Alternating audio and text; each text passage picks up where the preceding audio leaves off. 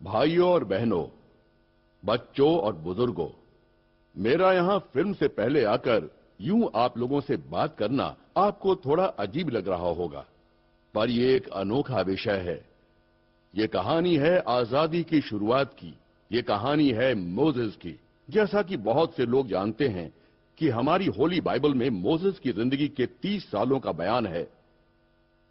वो 3 महीने का था जब फिरौन की बेटी बेथिया को वो नील नदी में एक बहती हुई टोकरी में मिला था, और कई साल बाद उसने उसे मिस्र का शहजादा बनाया। जब उसने जाना कि वो एक यहूदी गुलाम है, तो उसने मिस्र वासियों को मिटा दिया। जिन बातों की जानकारी नहीं थी, वो जानने के लिए हमने इतिहासकारों की मदद ली, जैसे कि फाइलो और जोसेफस। फाइलो उस जमाने के इतिहासकार थे जब जीसस क्राइस्ट धरती पर आए, और जोसेफस उसके 50 साल बाद आए, और उन्होंने रोमन के हाथों जेरूसलम की तबाही देखी।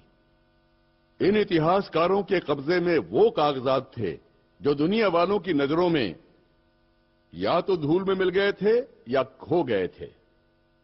हमारी इस फिल्म का मकसद है कि क्या इंसान को परमेश्वर का कानून मानकर चलना चाहिए या किसी तानाशाह का हुक्म मानकर चलना चाहिए, जैसे कि रामेसीस।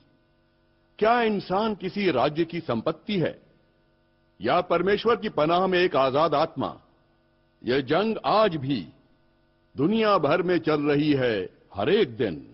हमारा मकसद सिर्फ एक फिल्म बनाना नहीं था, बल्कि आप तक वो कहानी पहुंचाना है जो आज से 3000 साल पहले इस धरती पर घटी थी।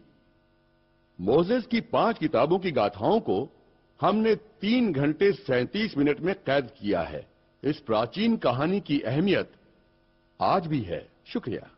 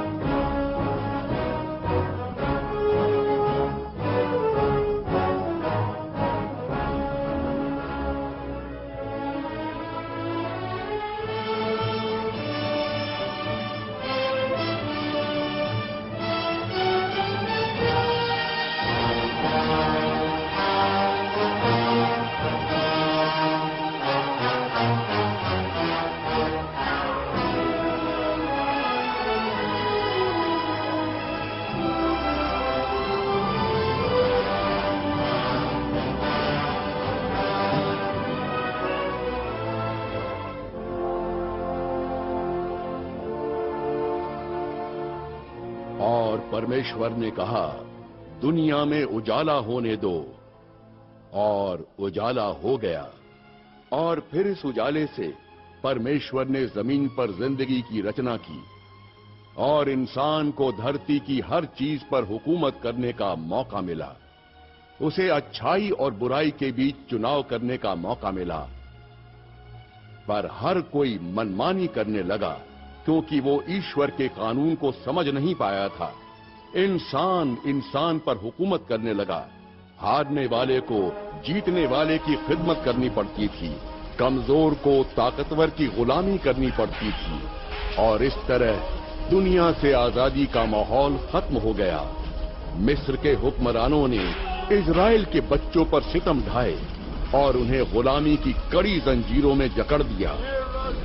उनकी गुहार ने आसमान का सीना चीर कर रख दिया, और आखिरकार ईश्वर ने उनकी गुहार सुन ली और मिस्र की एक छोटी सी झोपड़ी में रहने वाले अमरा और योशाबेल के घर अपना नन्हा फरिश्ता भेजा, जिसके दिलो दिमाग पर ईश्वर का कानून और फरमान लिखे जाने वाले थे। वो अकेला पूरी हुकूमत के खिलाफ खड़ा होने वाला था। महान फैरो, कल रात हमारे ज्योतिषियों ने एक बुरे सितारे को मिस्र के घर में दाखिल होते देखा। तो क्या जंग होगी? सिनाई और लीबिया की सरहद से लेकर नील नदी के इलाके तक कौन सा मुल्क हमारे खिलाफ तलवार उठाएगा? जिस दुश्मन से डर है वो मिस्र के सीने में है। क्या? हमारे यहूदी गुलाम जो गोशन में रहते हैं।